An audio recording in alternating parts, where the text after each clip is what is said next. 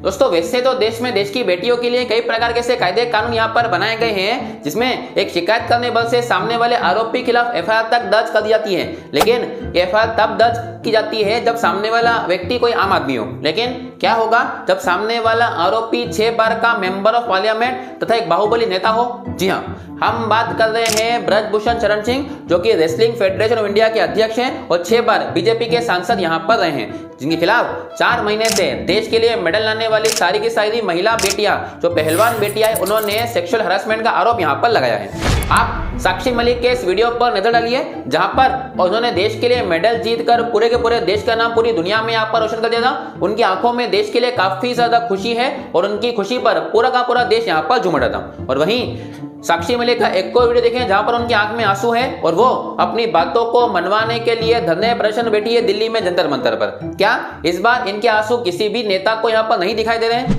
तो चलिए आज के वीडियो में हम बात करने वाले कि आखिर क्यों देश के लिए मेडल लाने वाले सारे के सारे रेसलर जो है वो दिल्ली के जंतर मंतर पर विरोध प्रदर्शन कर रहे हैं। क्या इसके पीछे कोई पॉलिटिकल एजेंडा है? दोनों तर्क के ऊपर पूरी डिटेल चर्चा करेंगे, तो वीडियो को शुरू से लेकर एंड तक जरूर देखिएगा। वीडियो पसंद आए तो वीडियो को लाइक जरूर कीजिएगा। बात है जनवरी 2023 की, जिसके अंतर्गत देश के कई जाने माने रेसलर, जिसके अंतर्गत साक्षी मलिक, बजरंग पूनिया, विनेश फोगाट जैसे बड़े नाम शामिल है। इनका आरोप है कि फेडरेशन ऑफ इंडिया के अध्यक्ष ब्रजभूषण शरण सिंह ने देश की कई रेसलर जो महिलाएं होती है उनके ऊपर यौन उत्पीड़न का किया है, तथा इसके अंदर एक माइनर रेसलर भी यहाँ पर शामिल है। जिसके बाद सभी रेसलर्स दिल्ली में जंतर मंतर पर प्रदर्शन करना यहाँ पर शुरू किए।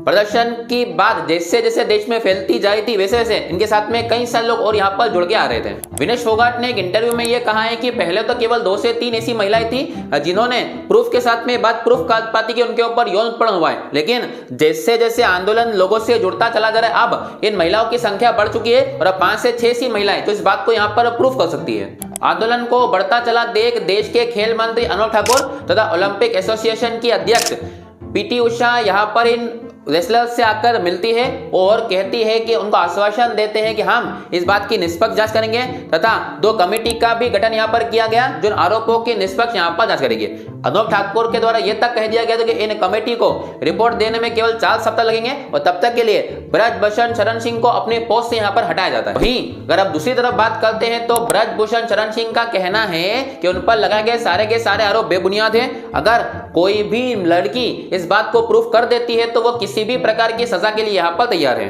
ब्रजभूषण शरण सिंह का कहना है कि रेसलर्स के ऊपर कई प्रकार के नियम लगाए गए हैं जिससे वो नाराज है और इसी के फ्रस्ट्रेशन में वो इस प्रकार का विरोध प्रदर्शन यहाँ पर कर रहे हैं। खेल मंत्री से आश्वासन मिलने के बाद में सभी के सभी रेसलर्स ने अपना धरना प्रदर्शन खत्म कर दिया और अपने अपने प्रैक्टिस के यहाँ पर निकल लिए, क्योंकि 2024 में पेरिस ओलंपिक आने वाला है, जिसके लिए ये साल काफी ज्यादा महत्वपूर्ण यहाँ पर है और सभी आरोपों की जो जांच कमेटी करी थी उसका वेट यहाँ पर करने लगे। लेकिन जैसा कि अनुराग ठाकुर जी के द्वारा कहा गया था केवल 4 सप्ताह में यहाँ पर रिपोर्ट पेश होगी। 4 सप्ताह के बाद में 4 महीने का समय बीत गया, सरकार की तरफ से कोई भी रिस्पॉन्स नहीं आया। इसके बाद वापस से अप्रैल के महीने में सभी के सभी रेसलर्स पुनः दिल्ली के जंतर मंतर पर धरना प्रदर्शन यहाँ पर करने बैठ गए। इस बार उनका कहना है कि फेडरेशन ऑफ इंडिया जो रेसलिंग फेडरेशन इंडिया इसको पूरे तरीके से भंग यहाँ पर कर दिया जाए। आइए अब जानते हैं कि आखिर कौन है ब्रजभूषण शरण सिंह।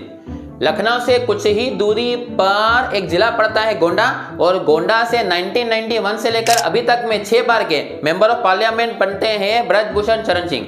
वहां के लोकल लोगों का कहना है कि ब्रजभूषण शरण सिंह कोई सी भी पार्टी से खड़े हो इससे फर्क नहीं पड़ता, क्योंकि लोगों को केवल उनको ही वोट यहाँ पर देना होता है। वहीं ब्रजभूषण शरण सिंह ने एक इंटरव्यू में यह भी कहा था कि पार्टी को उनकी जरूरत है, उनको पार्टी की जरूरत यहाँ पर नहीं है। जब वो जेल में भी गए थे तो उनकी पत्नी ने चुनाव लड़ा और पत्नी भी चुनाव यहाँ पर जीत चुकी थी। पिछले साल ललन टॉप में दिए गए इंटरव्यू में ब्रजभूषण शरण सिंह ने खुद ये कन्फेस किया है कि उनके हाथों से एक मर्डर यहाँ पर हुआ था। मेरे जीवन में मेरे हाथ से एक हत्या हुई है।